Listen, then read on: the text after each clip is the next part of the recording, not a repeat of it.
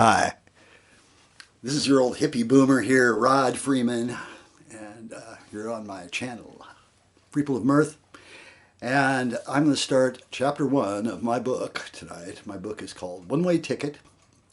It's about the 2.5 years I spent as a young man, right after I turned 21, a 2.5 year trip. And this is chapter 1, and it's called Vancouver to Barcelona. Okay, so my friend Tommy and I got tickets to fly to London. And the tickets were for, I still remember the date, it was January 26, 1970. And I just turned 21 in December, and I was ready to get out of the United States of America. One-way ticket, man. I mean, I was maybe never coming back. Things were pretty wild here in America at that time. It was kind of like it was like a revolution was going on. There were demonstrations, Bank of America's going up, people were getting radical and more radical over the Vietnam War, and the civil rights thing was going on, and the CIA was agitating it, I found out later, and Timothy Leary was running around, telling everybody to drop acid and drop out. Muhammad Ali, the greatest champion in the world, became a Muslim and refused to go in the Vietnam War. I wasn't going to go. That's sort of a sidelight of my primary reason was to expand my artistic vocabulary so I could be a better artist and to be an ambassador for peace, where many of my brothers and sisters were getting killed in Vietnam and having traumatic experiences happen to them. So anyway, Tommy and I had tickets, and we were going to fly out of Vancouver International Airport. I think it's YVR or something called YVR. And some funny things kind of happened to us on the way on the flight. And so I'll tell you a story about this one. Okay, so we take the Greyhound up to Vancouver, Canada, BC, Vancouver, BC, and it's a pretty cool city. We get to the airport, the flight's ready to go. So we get to the airport early, and we had some weed, that Tommy brought along. And so we went out and we rolled a joint and we got stoned, so that really helped. So we were in there like bumbling around. And then Tommy got paranoid and thought, man, I can't take this weed to London. And I'm going, yeah, we're all right. I ditched mine. And so I remember we went in the bathroom and dumped it down the toilet and flushed it. And that was the end of that, Well, while we were waiting for the plane, there was this group of obviously pretty inebriated Canadian young people around our age, college age and stuff. And they were having this big going away party for one of their friends who was going, I think, on the same flight we were. Maybe it wasn't. I don't know, but I'm not really sure. But the guy was going out on a flight. And there was this particularly really drunk red-haired guy in this wheelchair. And he was like, when we first came in, he looked like he was passed out in the wheelchair. And then he started like flopping around, acting retarded and stuff. And then he was like going around and we kind of got it by, he was drunk, he was really drunk. And anyway, so we're all like kind of stoned and these guys are entertaining us. We think they're kind of funny, They're kids and some cute girls around them and stuff too. And so Tommy and I go down, we get in line to get on the plane. And I think it's like a 707 or something. Anyway, we get on the plane, take our seats. Oh, just before we got on the plane, I remember this red-haired guy, this drunk red-haired guy. He's kind of tall, gawky guy, really drunk. We were down at the bottom of this long landing, just about ready to get on the plane, and here he comes wailing down there in the wheelchair, just wow, out of control, man, really going, And we're like, holy shit, this guy's coming down and look out, everybody, And right at the last minute, he just grabs the wheels, locks them up, and it's like skids in like Wild Bill Cody or something, and we're like, ha, ha, ha, right, Anyway, so he starts rolling back up the hill. So anyway, then we get on the plane. We're sitting there on the plane. And the stewardesses go up and down, make sure everyone's good, settled and stuff. Well, right at the last minute, the door's still open. This red-haired guy comes stumbling on the plane.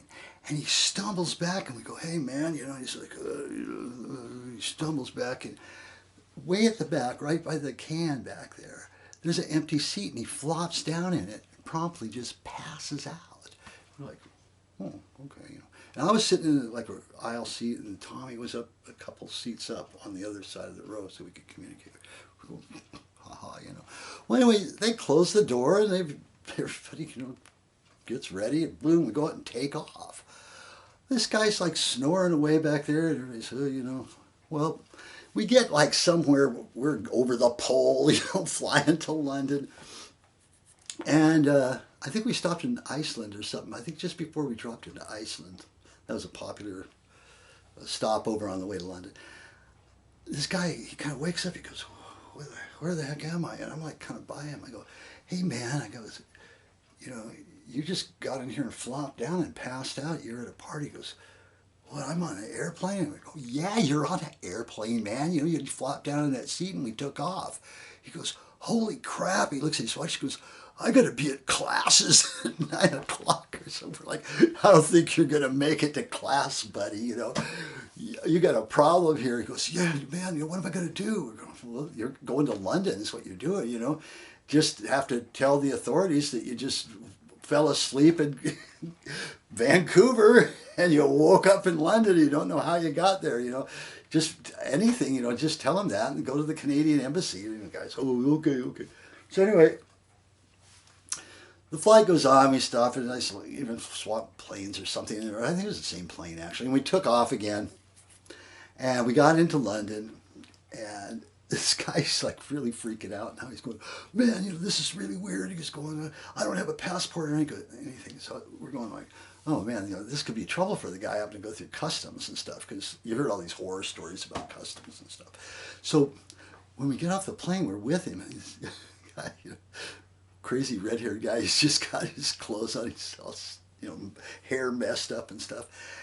And we get off the plane. We're walking, and there's a guard guy, and he's kind of standing over there. And he's this old English guy, you know. He's got his little uniform on, you know, and he's standing there. And he's kind of half bleary-eyed. Looks like he's half asleep, and he's looking over at something away from us, you know. It's like, and I look at it, there's a freaking fence, you know, and this guy's a big, tall, rangy, red-haired guy. I said, hey man, you know, just, that guy's not looking, just go over the fence, we'll meet you outside. So the guy does it. He runs over. The guy didn't see him, you know, the guard didn't see him.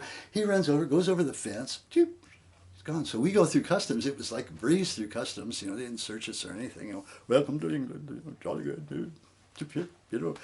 So we got up and we got on the train, and well, we found him first, and he goes, hey man, you made it. Yeah, nobody saw me and stuff. So okay, well, we're going to Piccadilly Circus. I had this freaking idiotic, I didn't do, you know, they didn't have the internet, so I couldn't really do research. I heard Piccadilly Circus was a cool place, so that's where I wanted to go, even though it was getting kind of late in the day. In fact, I think it was almost night. Anyway, so we got on the train with him, and we told him just to find a policeman and go into London. We were going to Piccadilly Circus, and he could go along with us or something. And no, we asked somebody where the Canadian embassy was. And so we got on the train with him, and he got off there, and I don't know whatever happened to the guy. But anyway, we smuggled him into England. And boy, we told him just to tell him, you know, what I said. Just, you went to sleep in BC, you woke up in London. You don't know how you got there. You know, it'd be one of those mystery things. They could get Scotland Yard on it or something. Anyway, we go to Piccadilly Circus. It's night. There's no one, freaking nothing there, you know. I'd seen pictures of it with lights and everything, and it was kind of a cool place. You could see where the lights could have been, but it was dark. There was nothing there, you know. I'm hungry, you know. Like, oh man, fish and chips, you know. What are they? English fish and chips. And so we're kind of going, well, what do we do? I don't know. I guess we'll start scouting around. So we just started walking around the block. We see this figure, this sort of tall figure, kind of coming toward us, and he's kind of, you know, like, looks like a young guy or something. He's got kind of beetle-y, kind of a longish, beetle-esque haircut, you know. And he comes by us, he says, want a score? And I went, what? And he goes, you want a score? I go, do I want a score? A score? What's a score? Do you want to score? Score. And Tommy figured it out. He said, he means score. You want to score? I'm like, what do you mean score, you know? I never heard that phrase before. Do you want to score? He goes, he pulls out these like handful of little pills, and they're like, "No, man, we want fish and chips. We just came in from America, from the Northwest." People kind of knew where Seattle was because of Jimi Hendrix. They didn't know where my hometown was. Nobody ever heard of that. Now they probably would, but I would say Seattle. Oh yeah, Jimi Hendrix, Seattle, and so we said, we're looking for a place. We need a place to stay. He goes, well, you're not going to find it around here. This is like middle of the city. There's nothing going on. So I said, well, help us out. Any place where we could stay. And he goes, well, yeah, I've got some friends in Greenwich, and so we went out and we got the tube. So here we had this guy. It's a pretty nice guy. Except he was a drug dealer. I don't know. But anyway, we got on the tube at Charing Cross, I think it was, Charing Cross. And the tube's great. In England, it's like the underground, the tube, the subway, system. And we zipped out to Greenwich, and it was like the middle of the night, and we go up in this kind of a cool residential area with, apartments, what they call them flats there, And we went up the stairs to this one, knocked on the door, and this young guy with kind of a long hair and a goatee kind of answers it. And this guy, his name was Mark. That was his name, Mark. He introduces us as, these Americans, and Roderick and Tommy, and they need a place to crash for the night, Do you think they could stay? And the guy was pretty nice. And it turned out him and his girlfriend lived there. They were art students. And they were right on the Thames River there in Greenwich. They went to the university nearby there. It was kind of a beautiful little area, and we ended up like staying there until we kind of got kicked out. Well, they suggested we were there about a week because it was like, whoa, home base, man. Wow, we're in England. These people speak our language, and the buildings are really old, and they drive on the wrong side of the street, And I'm like, I want some fish and chips. So we finally found a fish and chips place and got the English fish and chips, where they put it in wax paper and a newspaper, jolly good, with vinegar on it, and stuff. And then I kind of wandered around. I remember I bought a cauliflower and put it in the refrigerator. And then I also remember I went down and found the Cutty Sark, the famous clipper ship, famous for the kind of whiskey or something they make with that name as their logo or label. And it was pretty cool because I went inside it, it was a museum, it was full of these different figureheads you put on the front of your sailing ships. Anyway, mostly we sat in the apartment, and we managed to get, I think, a little bit of pot or something. Or we were just smoking cigarettes, I don't know, but we listened to their records. They had all these great English versions of the popular records, and they put out different records actually in England than they did in the United States. Like the Beatles records were all different. We found a really good bunch of Spencer Davis stuff that wasn't even in the States. We were listening to Stevie Winwood and Traffic, all this great Traffic stuff, and it was really a really cool experience there, and hanging out with the English people. And they were art students. They were from Bath, which is outside of London, west of London. Anyway, we got kicked. It'd be probably good if you carried on with your journey. So, yeah, we get the hint. Okay, so we packed up, and we took off. We were going to hitchhike to Dover and go to France, because it was cold in England then, and I didn't want to stay around there. He kind of was thinking about, he kind of wanted to see some bands and stuff. I was as much into bands as him. I was into like trying to find someplace really, really different than America. And England was quite a bit like America, except, of course, they drive on the wrong side of the street. The buildings are older, but we got to Dover, took the hovercraft across the channel, landed in Calais, and I had these like weird things. I'm like sort of mentally weird or something, unconventional, and like I didn't want to be a tourist over there. I didn't want to go specifically to see the Eiffel Tower. In fact, I didn't even want to see the Eiffel Tower. That's kind of how I was back then. It's like, I don't want to see the Eiffel Tower. I don't want to be just a tourist. If I ever come back, people say, oh, did you see the Eiffel Tower? I'm going to say, oh, no, I missed that, So let's go around Paris. So we did, and we were hitchhiking. We went around Paris. We went kind of out to the west, and it was kind of beautiful, but it was cold. And man, the first night we like froze our asses off sleeping on freaking frozen ground by the side of the road, you know. But we were young and strong and resilient, and our constitutions were good, and so we carried on and hitchhiked down, and we ended up not having much hitchhiking luck down in the sort of southwest of France. And so we finally wanted to get back over to the Mediterranean side. And I don't know if we talked to somebody or something. We were sort of kind of on our own. You know, it was winter, not much was going on. We were sleeping out every night. And then we took that train. We put out a little bit of money. I was pretty tight with my money because, I mean, when I landed in London, I had $700 worth of traveler's checks and my leather jacket, a French backpack, so I wouldn't look American, an REI sleeping bag, and a good pair of hiking boots, and my passport, you know, $700. So I had to be kind of frugal because I didn't know if I was ever coming back to the United States, seeking my fortune out there. And we took a train, which was really cool. The old trains in Europe are really, really quaint. And back then, you know, this is 1970. The trains were like from the 50s or something. So I felt like I was in some movie or something. But we ended up crossing across southern France and then popping down into Spain. Now, right up in the north of Spain, right on the Mediterranean, is this great city called Barcelona. And when we got there, it was warm. Even though it was like early February, it was warm. I could walk around in my t-shirt. The food, the wine was dirt cheap, and it was cool. And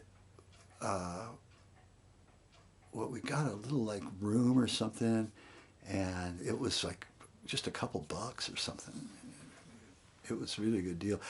And then went to the market, went to Gaudi Park, you know, went to the Picasso Museum, really, you know, just blowing my artistic guy's mind, you know.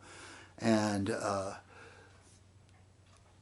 I discovered this thing for the first time, like the whole world, it was like this epiphany where this new world just opened up to me. And I'll never forget that because it's what I was kind of looking for. It's like, there are other people like me and Tommy with packs on their backs, and they were traveling around. Some of them, we'd meet kind of like you'd see them gathering around these little plazas, you know, piazzas, because in Europe around the Mediterranean, every city has all these little piazzas, little plazas that are different kind of hangouts and have different little shops around them and stuff. And there'd be one where the sort of backpacking hippies would kind of hang out.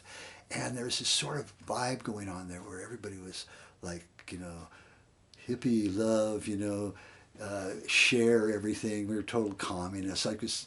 I'll never forget, you know, somebody open an orange and give each person that was hanging around, you know, this little circle they were talking, each person gets a section, you know. It's like, that's how extreme it was. But it was this, you know, like friendly, open thing of this different world of travelers, people that their home was anywhere they ended up, you know, this free kind of society of traveling people, young people from all over the world. And I found there were way more Canadians than Americans or people from the United States over there too. That's something I noticed right away. A lot of, you know, Germans, English, French, Scandinavia,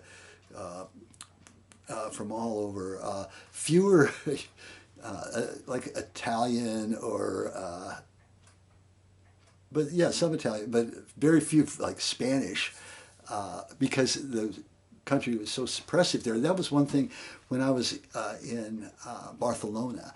I saw, you see, back then was the time of this dictator, this fascist dictator Franco, who had come to power before World War II, and he was still in power. He was old, and it was a fascist dictatorship, and the guy ran the country, and there were like soldiers all over the place, and they were scary dudes. I remember kind of getting out of the way once as this huge like formation of these big Spanish uniformed dudes with machine guns were marching down the street, shaking their guns. You could hear they're loaded. You know, the shells are rattling in there. It's like, whoa, look out. They weren't smiling, you know, and I was getting out of their way, and so was everybody, you know. And we're going to run into my next video here, chapter 2, which will be an adventure that I had out on an island off the coast of Barcelona. You know, this kind of like society of young people that would hang around, we'd talk and exchange information. And Tommy and I were talking to these people who are really hip travelers. They've been on the road for a year or two, you know. Like, it's just like I say, this whole new world is opening up to me. I'm just going, yeah, I'm part of something now. I don't know much about it, but this is what I want to do right now, you know, because I'm going to learn something here, you know. I'm going to find some really cool places. And so they said that, oh, you know, there's these islands. They're called the Balearic Islands. And it's where actually my grandmother and grandfather on my mom's side had spent years of their retirement, 3 or 4 years in Majorca. There are 2 islands, Mallorca, I'm butchering that, Ibiza and Formentera. Those are the ones I remember. They're the smaller ones. And they said, oh, yeah, you can go out to Ibiza and then you can take a launch out to this little tiny island. It's really cool out there, you know, called Formentera. And that's where, like, that's the cool place to go. So we're like, okay, we want to go to the cool place, you know. So we arranged to take a boat out to Ibiza and then go to Formentera. Anyway, I'm going to kind of end this chapter because this chapter ends in Barcelona. We've taken off. We smuggled the guy into England. We got down through France. We're in nice weather. I've discovered this new world I'm stepping into, the world of the young traveling people of the rebellious times of the late 60s, early 70s. And we're going out to this island. And so we said goodbye to Barcelona and packed up our gear and got on the boat to Ibiza. And there we hung around because we heard it was a jet set place. We hung around and lounged in sidewalk cafes, you know, drinking coffee or some beer or something. And we didn't see any movie stars, but we did meet some interesting people. I met a guy who was a Navy retiree dude, okay? And he looked like Hemingway, kind of had the beard and stuff, you know. And he was on a Navy pension, which wasn't much, and he'd be living in poverty in the United States. But in Spain, he had his own little villa with servants and stuff. And he said, yeah, you know, I'm doing it right. I said, man, you are. You know, that's a really cool idea. Anyway, met that guy. But then we took a little launch, and we headed out to a little island called Formentera, 15 kilometers long, with a mountain on one end called La Mola, and 2 little villages, San Fernando and San Francisco. So this will be our first really cool adventure in our trip. One-way ticket. And so I'll end this one, and next time I'll tell you about the cave on Formentera and the amazing adventures and how I got down. Tommy and I, we're going to break up. I'm heading south. He's going to go back up north so he can see the Who and Jethro Tull. And I'm heading south because I hear Morocco. It's pretty cool. So anyway, that's the next installment and the next chapter in my book, One Way Ticket, my 2.5 years overseas the early 70s. So Rod Freeman, Freeple of Mirth, signing off. Till next time.